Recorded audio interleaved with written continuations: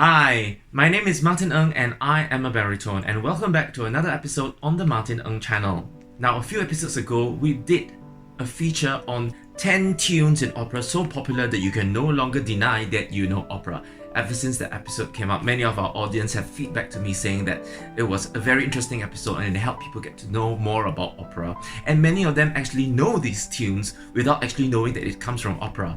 And also a big part of the audience have feedback to me telling me that there are other tunes so popular that we have missed out. So today's episode, we're going to do a remedial feature on what are the other 10 most popular tunes that you can't deny that you know opera. So stay tuned.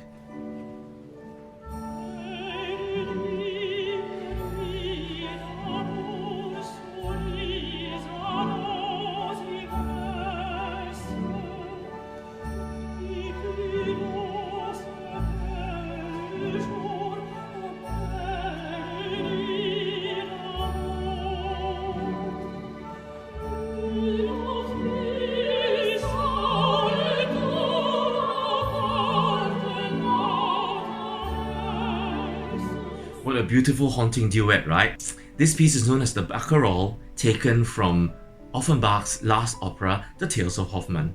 Now, what is a barcarolle? A barcarolle is a folk tune sung by Venetian gondoliers, and you will find that there are other examples of a barcarolle or barcaruola in Italian in other operas as well. One such example being the Elixir of Love, L'Elisir d'Amore, written by Donizetti for the characters Adina and Dulcamara. This duet in Hoffmann, it is sung by the characters Giulietta, a soprano, and Niklaus, a mezzo-soprano. There are many examples of these tunes in pop culture, such as in Roberto Benigni's film Life is Beautiful and in the film Margaret, starring Anna Paquin, where she sobs incontrollably at the opera house watching the opera where this duet was featured.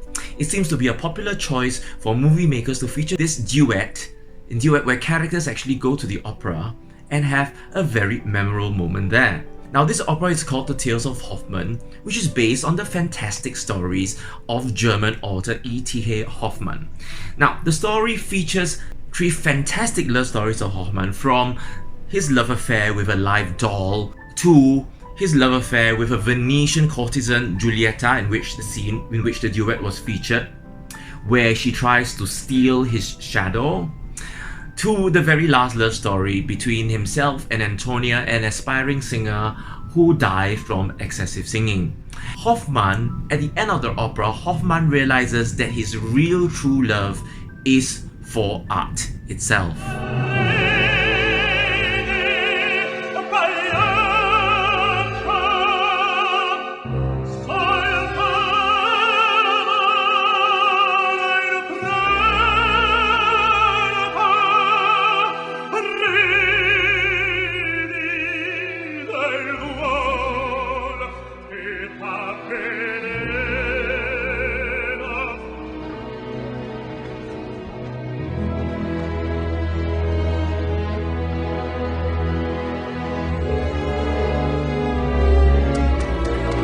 And the number 9 position goes to Vesti la Giubba from Leoncavallo's opera I Pagliacci, or otherwise known as The Clowns. Now, the opera Vesti la Giubba, or in English, which means donning the costume, has the reputation of being one of opera's most moving arias. And why is this so? Because in the aria, the character Canio discovers his wife's infidelity, but must nevertheless put on his costume and carry on with the performance. And while he is crying inside, he must still put on a smiling face and earn the laughter of his audience. Now, the clown motif, which you might have come across, featuring a clown's face with a painted tear on his cheek, best represents the sentiment of the song. And this aria is so popular that you probably would have heard it from The Simpsons to Seinfeld, and even to Woody Allen's True Rome with Love. The story is actually based on a true account of a court case presided over by Leoncavallo's father,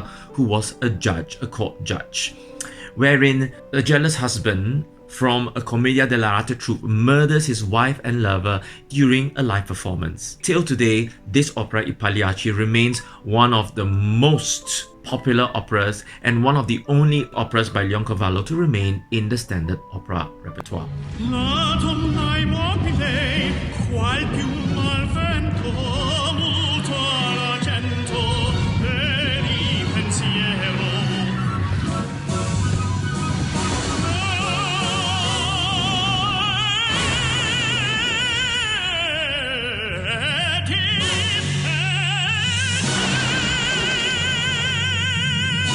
This tune that you have just heard, La Donna Immobile or Women Are Fickle, from Verdi's opera Rigoletto, was deliberately withheld from its first performer, the tenor Raffaele Mirate, until the day of the premiere itself in 1851 at the La Fenice Opera House. Verdi was probably very sure of the success and popularity of this tune, and he didn't want to ruin the surprise for the opera-going audience at the La Fenice. And indeed, he was not wrong, because this opera has proven to be one of the most popular tunes in the operatic repertoire. And this is not a surprise because of its bright and inviting melody and its dynamic rhythms. Pleasure seems to be the key element in this opera tune, and it's definitely guaranteed to bring a smile on your face. And it's no surprise that in the advertisement in which the song was featured, the song was used in an expressive way to describe the artistic act of cooking using the advertised product. However, one is not to be misled by the fun-loving tune into believing that Rigoletto is a happy opera. Quite on the contrary, Rigoletto is one of Verdi's most successful tragedies, talking about a court jester who swears revenge on his master, employer, the Duke of Mantua, upon discovering the seduction of his one and only beloved daughter by the Duke himself. He pays the killer Sparafucile to have him murdered, and this is where the scene for the aria is set. Sparafucile lures the Duke using his pretty sister as a bait into his house, where he will be subsequently murdered when he puts his guard down. And this is the scene in which he sings the song of merrymaking, Women Are Fickle. Madam, I realize Kellogg's Rice Krispies is made from rice, but must I use chopsticks?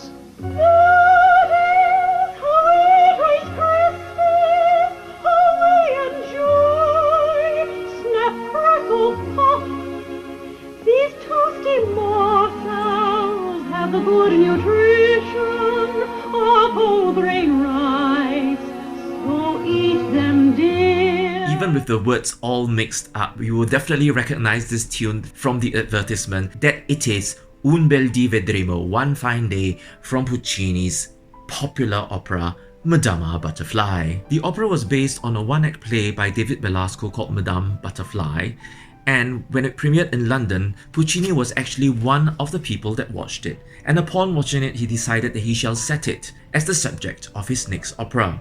It is the story of an American naval officer who has a brief affair with a Japanese geisha, whom he deserts after a brief phony marriage. In the aria Un bel dì vedremo, the heroine sings about her insistence in the belief that her marriage to Pinkerton, the naval officer, is a legal one, and after 3 years that he has left her, still believes that one day he will return to Nagasaki, Japan, and she will emotionally prepare herself for the moment where both of them reunite. Un bel dì vedremo has become so popular that it has made its way into pop culture in many forms. One of the examples you've just heard was the advertisement, and here is another example. This is an opera about a geisha from Nagasaki. She dies at the end. Please stop. Stopping, Madame Butterfly. I didn't mean the track.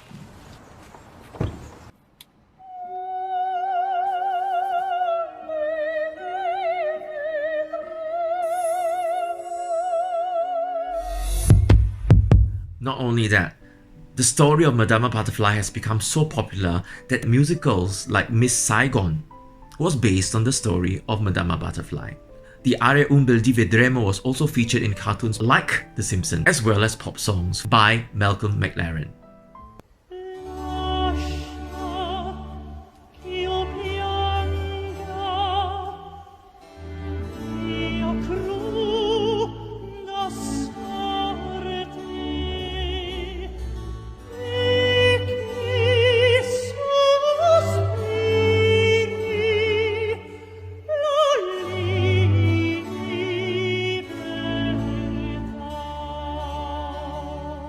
This opera aria, Lascia ch'io pianga, or Let Me Cry, is taken from Handel's opera Rinaldo. written in 1711, and is one of the most popular crossover arias, sung most notably by crossover artist Sarah Brightman. The aria talks about the character Almirena pleading for her liberty from her captor Argante, and probably from the extract that you've just listened to by Philip Jaruski, you opera virgins must be wondering, this strange phonation by a man.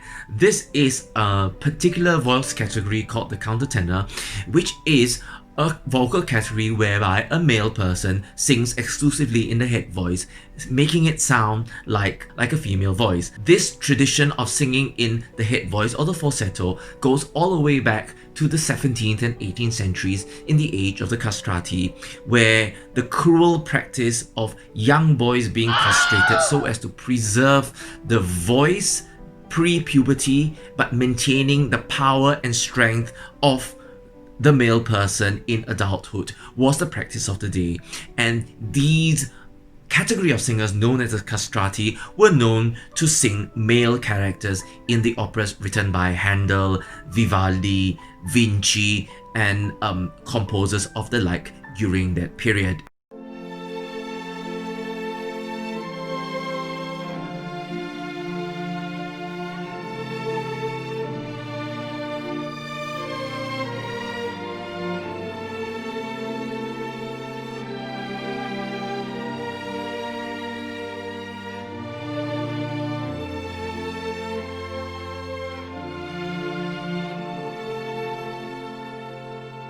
You've just listened to the Intermezzo taken from the opera by Mascagni, Cavaliera Rusticana, which means chivalry in the countryside.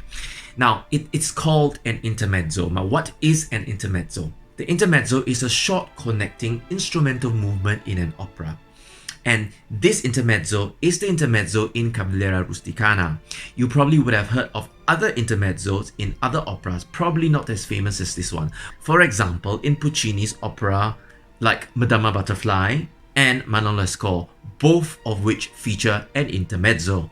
Before I got well acquainted with this opera, I already knew about the intermezzo from Mascagni's Cavaliera Rusticana, and it is because it was featured in the ending of The Godfather Part 3, in the tragic scene of Mary's assassination.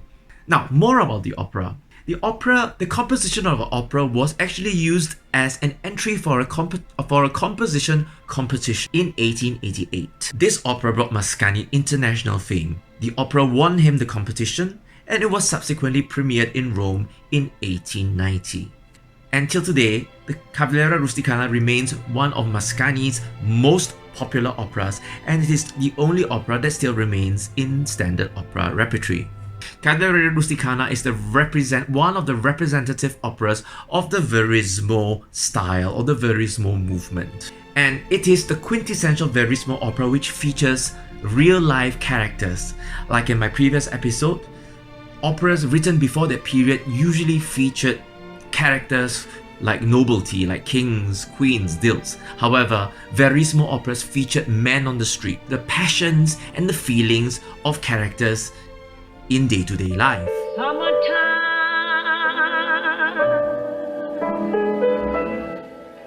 and the living is easy.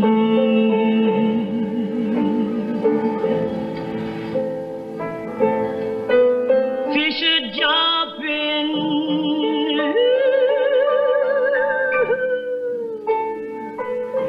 and the cotton is high. This tune you recognize probably sung more often in jazz repertoire or modern music, but you probably didn't know that this piece actually comes from an opera written by Gershwin called Porgy and Bess. This tune, however, was in turn probably borrowed from a famous Afro-American spiritual called Sometimes I Feel Like a Motherless Child. And if you will actually take the trouble to go and listen to this song on YouTube, you will note the glaring similarities between the two. In the opera, however, this piece is inserted at the beginning of the opera, sung by the character Clara as a lullaby to her baby. The opera Porgy and Bess is a celebration of Afro-American culture, and to this day, as specified in Gershwin's estate, all the performers of this opera must be of Afro-American descent. When this song was first heard in the premiere of Porgy and Bess, it became the most recorded song in history. Statistics as of 2011, 33,345 versions of the song has been recorded, with a variety of styles that abound this American tune. So from opera to pop to jazz, and interpreters like the one you've just heard by Mahalia Jackson, and others like Nina Simone and Port Robson.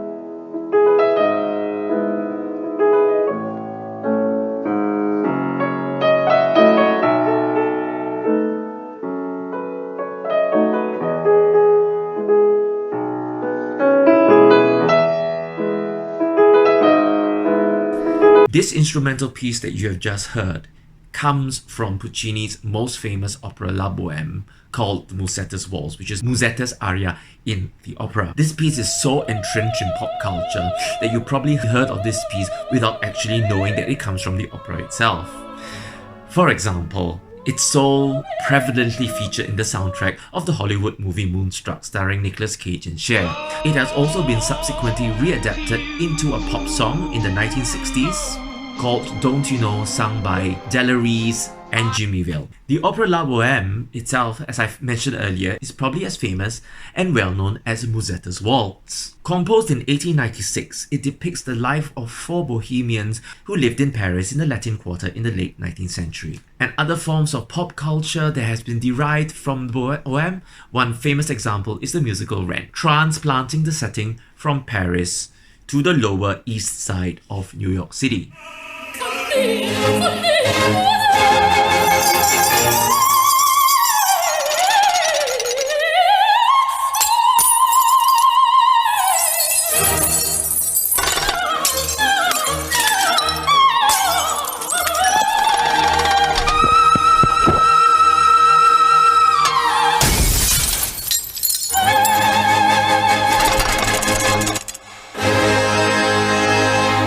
And the number 2 position goes to Giuseppe Verdi's La Traviata. You probably recognize this tune already from the advertisement that has just been played. Yes, that comes from Sempre Libera, the dramatic ending in Act 1. Verdi's opera La Traviata has become so popular, and it's the inspiration of films, books, soundtracks, advertisements. For example, anybody who has seen Pretty Woman would know the opera was actually featured in the movie. But more importantly, La Traviata can be seen as a model and a parallel to the film's plot. La Traviata has also found its way into the fashion world, for example.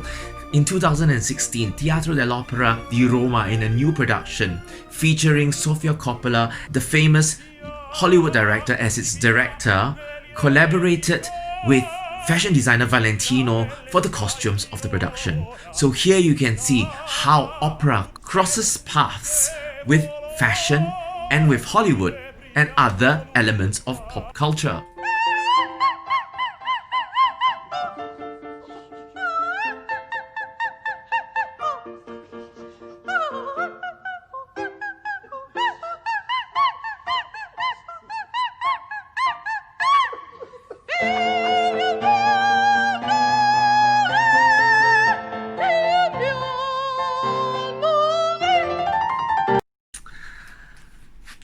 Yes, and even in this version, you probably would know that this aria comes from Mozart's The Magic Flute. And this aria is the Queen of the Night's Rage aria, Der Höhle Rache kocht in meinem Herzen. This aria has the reputation of being the most famous of all opera arias. And it is renowned for being an extremely difficult aria to execute. No one, of course, can blame Florence Jenkins for not being able to execute this difficult, treacherously difficult aria well. The singer here is required to sing 2 octaves and expected to reach the high F, which is one of the highest notes in the soprano's range. Mozart wrote it for his sister-in-law, Josepha Hoffer, who had an extraordinary upper register and an agile voice. As mentioned before earlier, this opera is taken from Mozart's The Magic Flute, which is a Singspiel. What is a Singspiel? Now, Singspiel is a specific category of opera, usually German opera, because Singspiel is a German word, which means opera that is interspersed with spoken dialogue. Now, Mozart wrote Singspiel and opera. Italian opera in Mozart's era is completely sung. For example, Don Giovanni, Così fan tutte, Le Nozze di Figaro. These are operas that are sung from the beginning to the end. However, in a Singspiel, you will find that musical pieces are interspersed by spoken dialogue in German. Another example of Singspiel by Mozart is The Abduction from the Seraglio. The Mozart opera, The Magic Flute, on the surface seems like a simple story of a handsome prince saving a princess. However, beneath the surface it is more complex. The opera has been described as an opera with a theme for the quest of wisdom and enlightenment, littered with symbols of the Masonry. In fact, Mozart himself was a Freemason, and which is why you can see many symbols of the number 3 are being alluded to in the opera, which of course is the number of the Masonry. And these are another 10 arias so popular that you can no longer deny you know opera. Do you think that we have left out other arias in this list? With the list from the previous episode and the list that I have compiled with you today, I've probably exhausted all the most famous opera tunes in the operatic repertoire. However, if you do feel that there are other tunes that I have missed out, please comment down in the comment box below and I will reply to you. And before I say goodbye, please do not forget to subscribe to the Martin Ng channel if you like my video, or click like and the notification button for future uploads. I'll see you in the next episode. Bye!